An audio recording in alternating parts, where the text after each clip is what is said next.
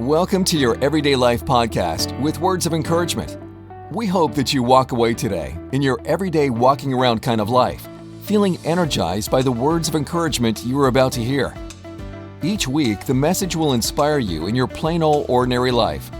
Knowing that Jesus is there with you every step of the day and not somewhere far off will give you new perspectives of your daily life.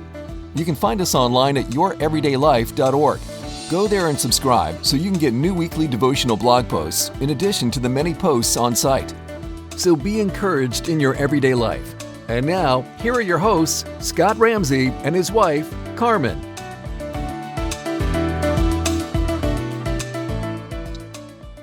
Well, hello and welcome to your everyday life. I hope you're ready to be encouraged today because that's what this pod is all about. Your everyday life with Jesus. And today we're going to be taking a look at the topic of if you are lost, there's good news.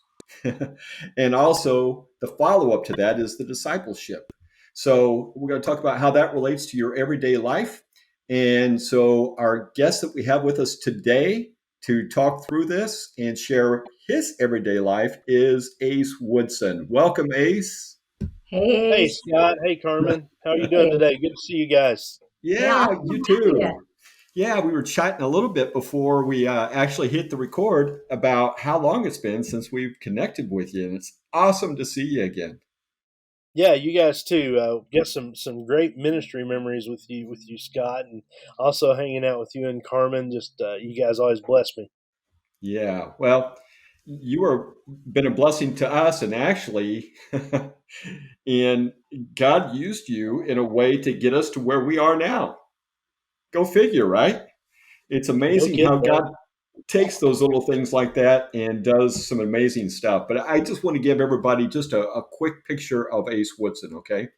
So people that are watching, what you want to know about Ace, because I asked Ace this, I said, Ace, come up with this big flowery introduction about all this stuff that you represent and who you are. I didn't really go that far. But, and this is what Ace said. He said, I just want to be known as a guy who loves Jesus and wants others to know him as well. So that sums up Ace. So if that tells you anything about him and his heart. So great to have you with us, Ace. So we're going to jump into this. One thing that you mentioned was that you were actually raised in a theme park. Do you Yeah, want to tell the us theme about was that? trailer. Yeah, the theme was trailer. Okay. Yeah. Tell us. Yeah. Tell us the story about that, because really that's a part of where your journey, or actually the start of your journey, began with Jesus, right? Yeah, we moved into a place called Sunset Trailer Court when I was 13. And up until that time, I'd been raised in a real rural community. But man, moving into that trailer park opened me up to a whole new world. A lot of drug dealing, prostitution, a lot of different stuff that was going on there at the time. It was kind of rough. Um, and so there was where I met a guy named Jimmy. I'll just use his first name, Jimmy. And Jimmy didn't like to drink alone. He lived down at the far end of the trailer court where I was from, and so he kind of hooked us guys up with going and drinking with him, and some of the guys would smoke pot with him. I wasn't. That wasn't kind of my thing. It was more about just drinking.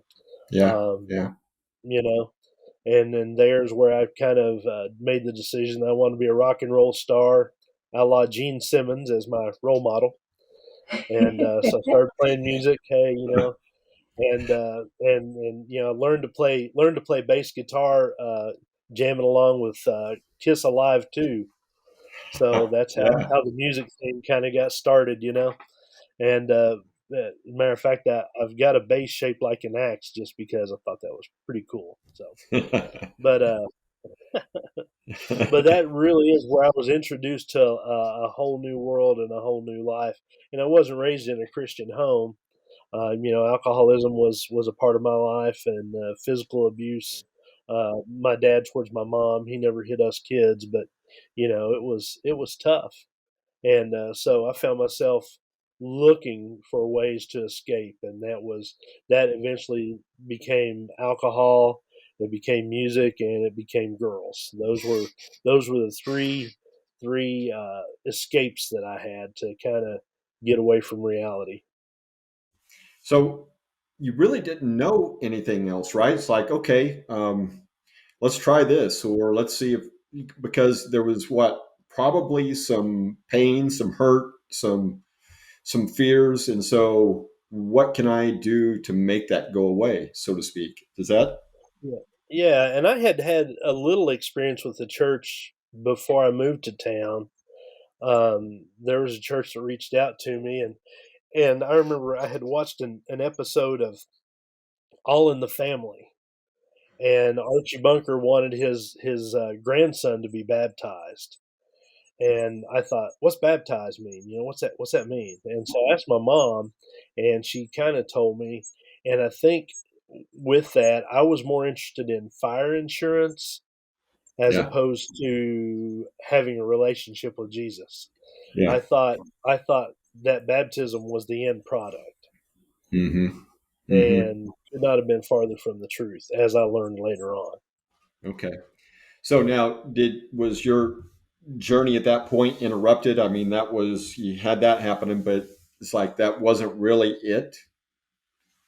No, no. As a matter of fact, so me and my guys in the trailer park, Clinton and Junior and Shane, those were my boys in the trailer park. We were always playing football after school, Okay. and so we had this little road went down the middle of the trailer park, and we play football. And all of a sudden, one day, there's this big church up on the hill from the trailer park. Man, we never heard or saw from anybody up there. They were probably afraid of us, and Yeah. even though we'd had all our shots and stuff, but hey. Um, but down come down the hill one day was this little chubby preacher's kid, and his name was, we called him Billy at the time, Billy Hall, and he came down, and we didn't know what he was doing there. He said, "Hey, can I play football with you guys?" And we're like, Wow. "Sure, man. Yeah, okay." And man, that little fat kid could run. He could move. He could move like nobody's business. And so he had some good moves. So he would come down and play football with us. We're playing on the street. And so eventually he invites us up to the backyard of the parsonage there. And that was Okay. grass, and his mom would make us brownies and stuff, and they would have us for dinner. And it was really pretty cool because, like in my case, my mom worked all the time. My dad was always gone. And so we were pretty much, opening cans and, doing whatever kind of quick food we could get. Isn't that And like latchkey kids? Was that your time yeah, too, or they called them that was, latchkey kids? exactly. Yeah, we're definitely latchkey kids. And so that was really cool that they first showed us love, and they showed us they cared about us, and that was pretty cool. So I have to ask this, Ace. So were they preaching at you, or were just like, "Hey, hang out. We'll make you some brownies, and cool that you're here." How did that all take place? I mean, what did that look Yeah. like? Well, Billy reached out to me, and eventually, he started talking to me about his faith, Okay. and that was really cool.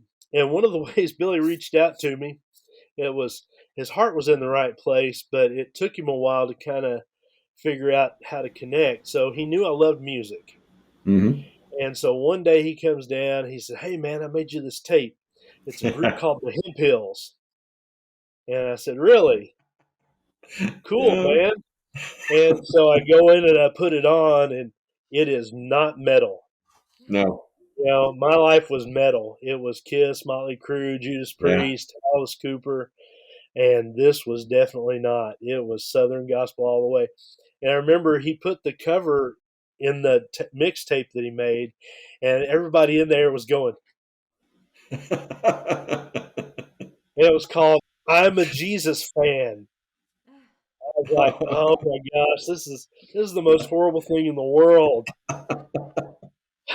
No offense, but I mean, it just wasn't where you were, right? Dude, yeah, and, Yeah. just that wasn't me. But Yeah. hey, he was trying. Listen, Yeah. he was doing more than any other Christian in my school. He was doing more than any other church in our community. So eventually Billy discovered Christian heavy metal, which was new at that Yeah. time. Yeah. It was that some of the bands were just getting started. And he made me a tape of a band called Bloodgood, and he made me a tape of a band called Barren Cross. Okay. And Yep. music was actually pretty good. The Yeah. bass player for Barren Cross was phenomenal. Um, Hmm. and I liked it, learned some of the songs.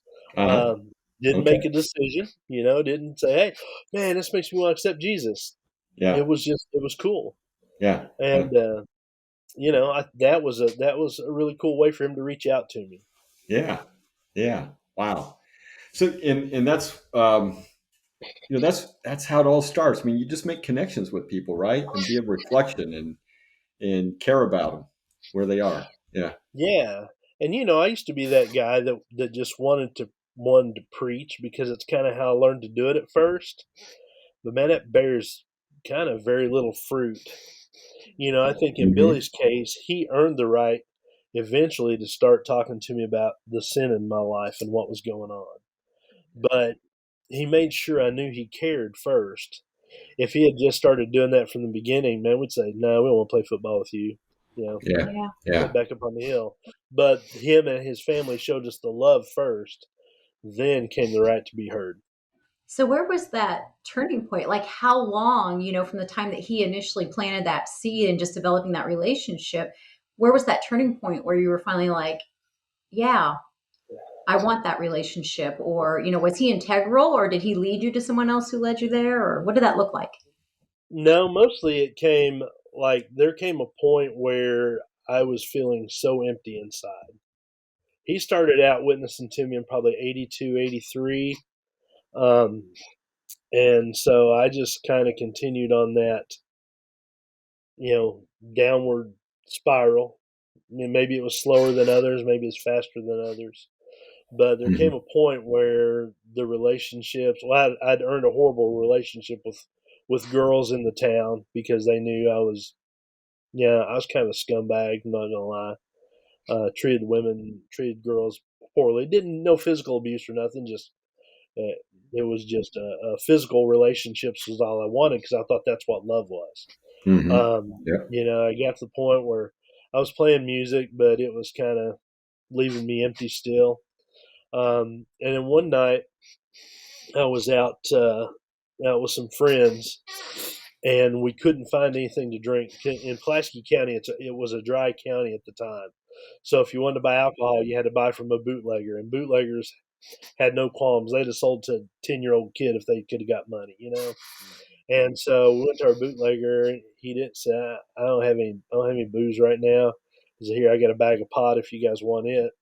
And that hadn't been my thing. But that night, I was just feeling like dirt. I was lonely.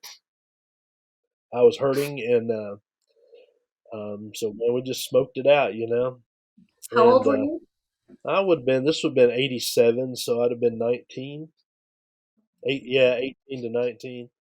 So yeah, I guess it would have been 19. Yeah, so typically I didn't drive like most of the time I'd stay over at my buddy's house. We would drink, and then I would just crash out there somewhere on the floor or couch or whatever.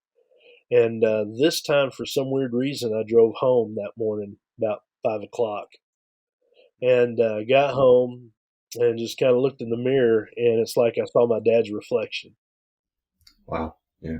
and I realized that I had become everything that I said I would never be like my dad. I didn't want that, and I just got on my knees in that bathroom and I said, God, I can't do this anymore. I hear Jesus loves me, and that's what I want.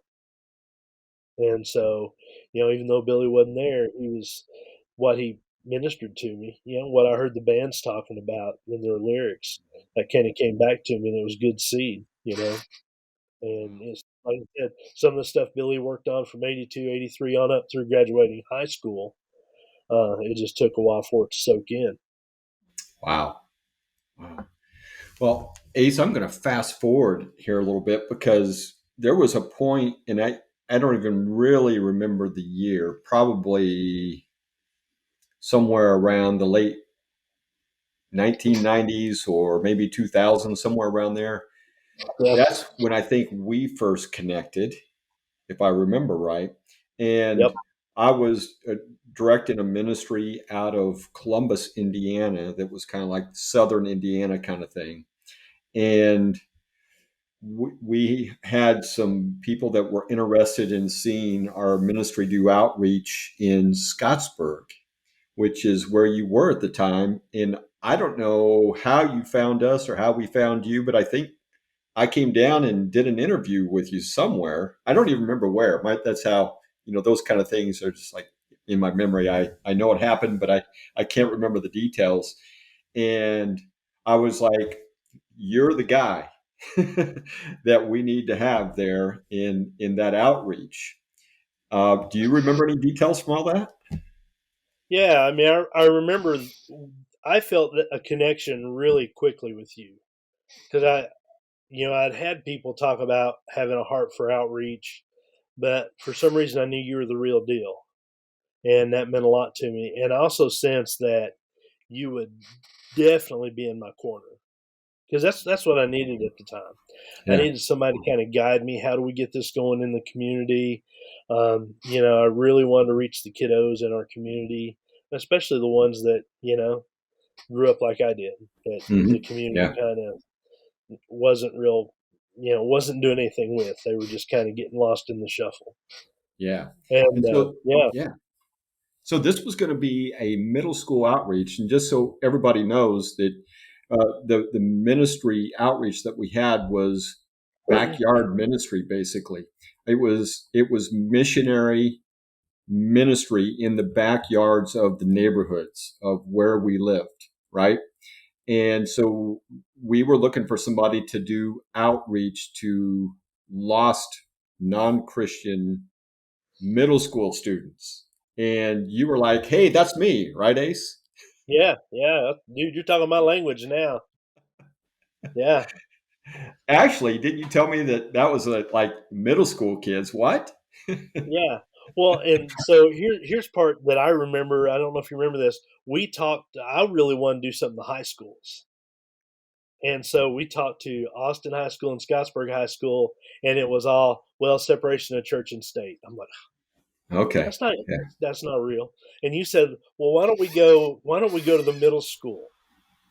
And in my head, I'm going, why don't we not? Yeah. Yeah.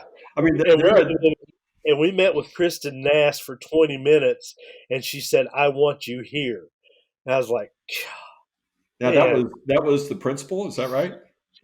She was the principal at the Okay. middle Okay. school, and Yeah. man, such a great support for us. She did everything she could to make sure we had everything we needed. She was phenomenal. Yeah. So, so you Yeah. kind of got dragged into that kicking and screaming, though. When did you Well, finally? Because you were like, "Really, God?" That's what I hear you saying. Well, and so we did the initial.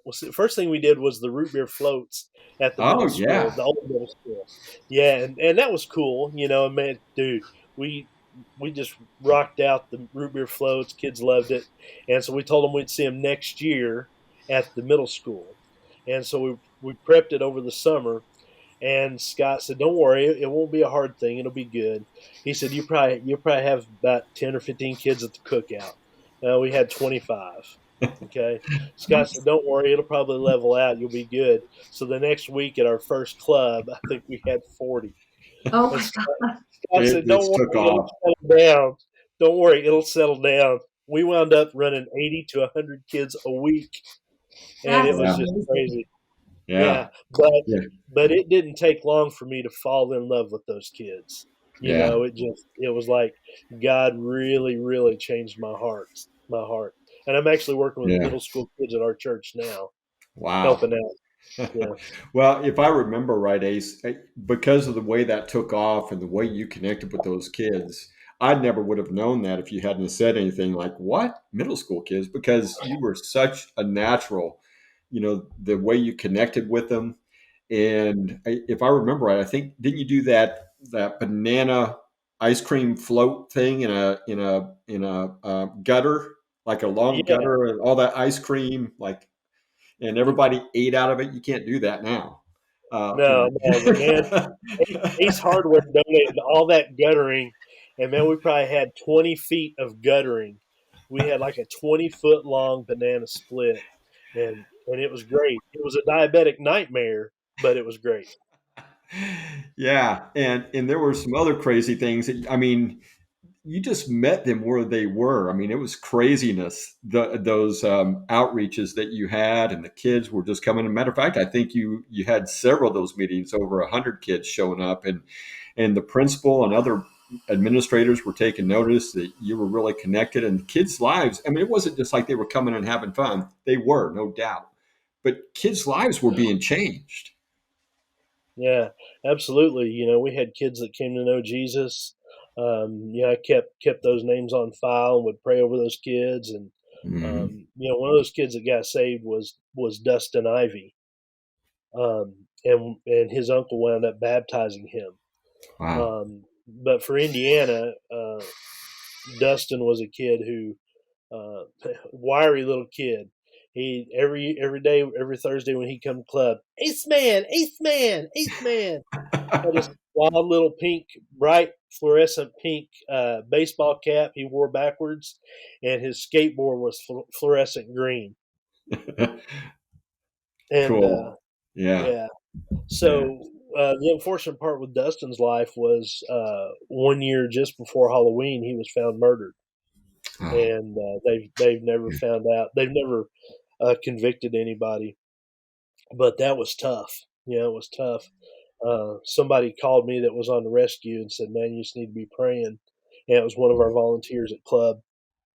And after they notified the family, they called and said, "Man, we found Dustin. And he's been killed." wow. And that opened up an opportunity in the school.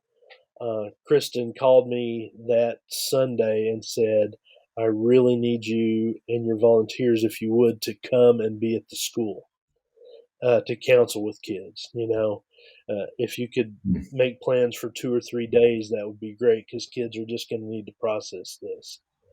And man, we did. Wow. Our volunteers that some of them even called into work, said, "Hey, I've got something to do," and they were there. And man, they loved the kids. They prayed for kids.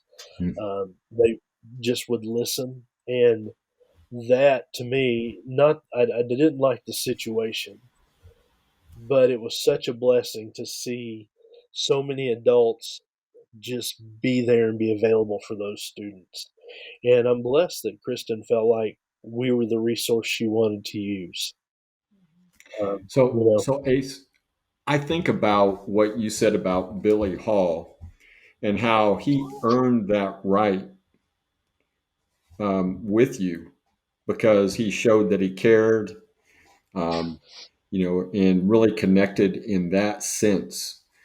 And so then we fast forward years later to you doing this outreach, and the school wasn't thinking, this Ace guy and the volunteers that work with him, they're really hitting the kids hard with this Jesus stuff. We need to have them in here to help these kids out because of Dustin's death.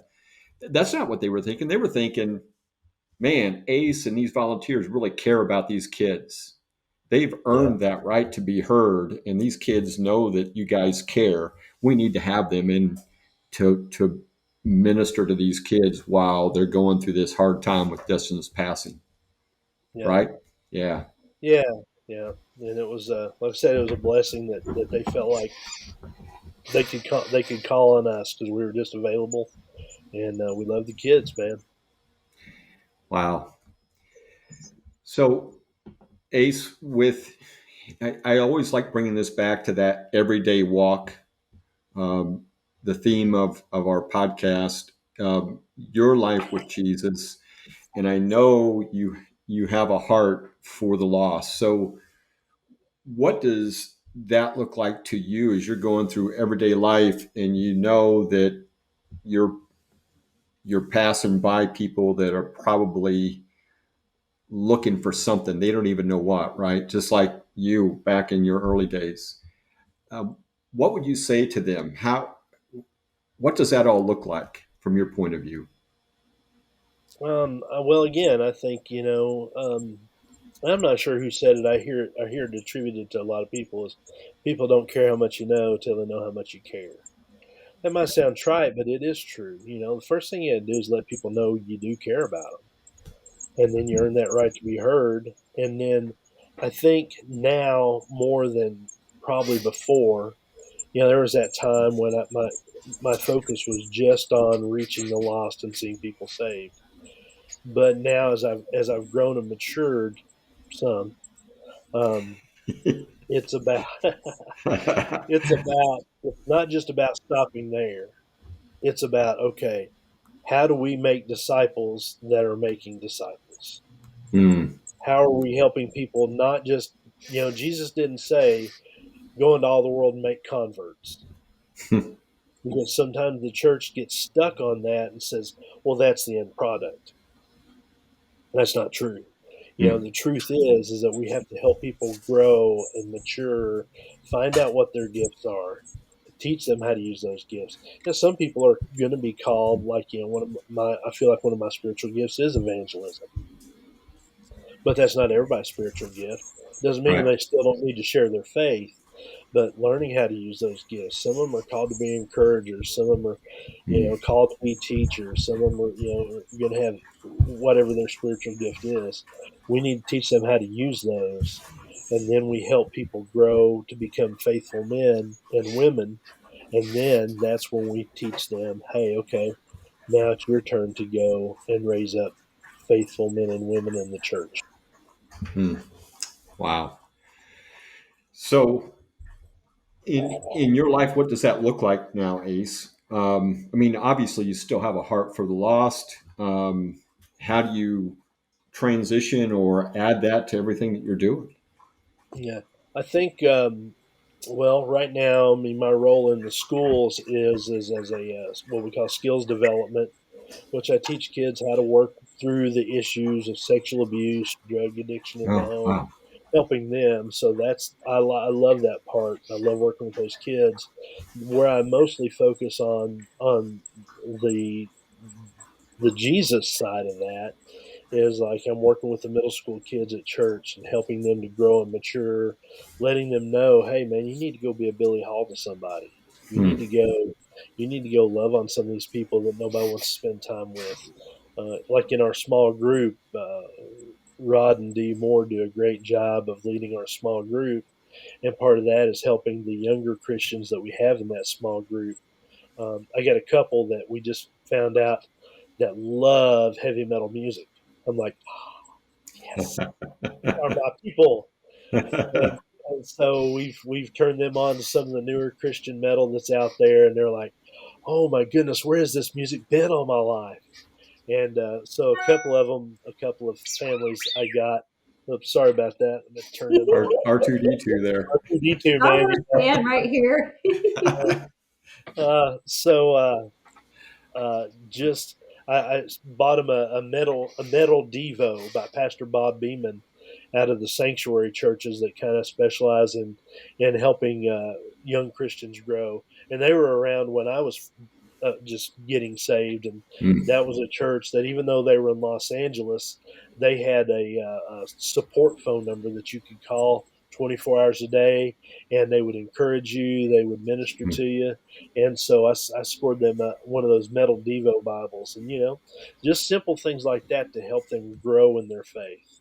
Wow, that's Well, awesome. Ace, I want to ask, how do you fill your cup? It's hard to pour into Mm. someone else if you're empty. Mm. How do you, keep connected with Jesus, in your everyday life, in order to keep pouring into these kids that you obviously have such a passion for? Yeah, I think listening to good, solid teaching Mhm. that helps a lot. Like I listen to Pastor Bob's Devo, listen to that. Of course, always it's going to be about staying in the Word. Mm. If you don't Definitely. do that, then you dry out pretty quick because you're giving, giving, giving, but then you're not filling yourself up. But it is allowing other people to also speak to my heart. Brandon at Shelbyville Community Church as a worship leader there. I'm playing on the worship team, and we get together every now and then. We'll talk theology and kind of take it a little deeper and talk about things. So that helps too. And I probably read more now than I ever have. Mm-hmm. I like to read about apologetics because I feel like that helps me have the opportunity to witness to certain people. Sometimes it's something like right now I'm reading a book about the Jesus movement back in the late '60s and early '70s. I'm just so fascinated at that move of God and how He reached all these hippies and drug addicts and just turned their lives around, man. I just Yeah. really think that's very cool. Yeah. Wow.